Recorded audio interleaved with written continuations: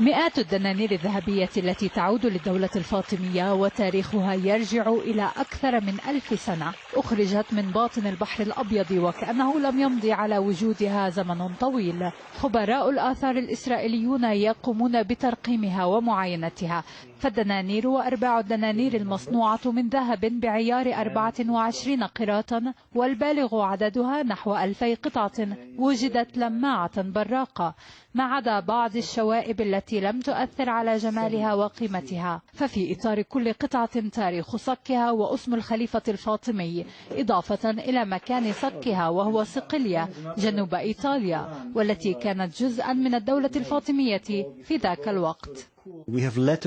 لدينا رسائل من أشخاص أرسلوها لآخرين يقولون فيها: بعثت لك 100 دينار ربما على متن السفن. هذا أحد السيناريوهات، وربما تكون هذه أموال الحاكم التي يدفعها لجنوده.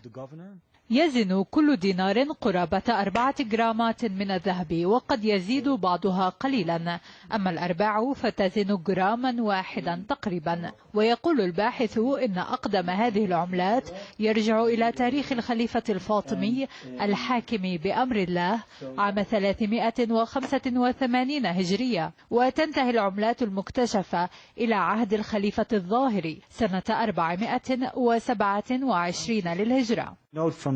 ما نعرفه هو أنه في مطلع القرن الثاني كانت خزينة الدولة الفاطمية مليئة بنحو 12 مليون دينار. الفاطميون كانوا حكاما أثرياء للغاية وحكموا إمبراطورية ضخمة.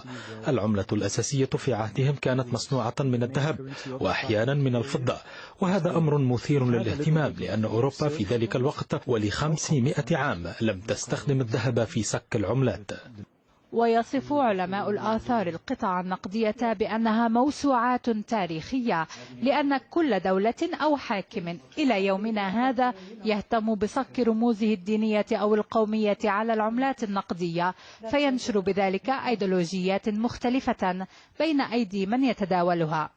الجملة الأكثر وضوحا التي استطعت قراءتها على هذه القطع تقول: لا إله إلا الله، محمد رسول الله، علي ولي الله.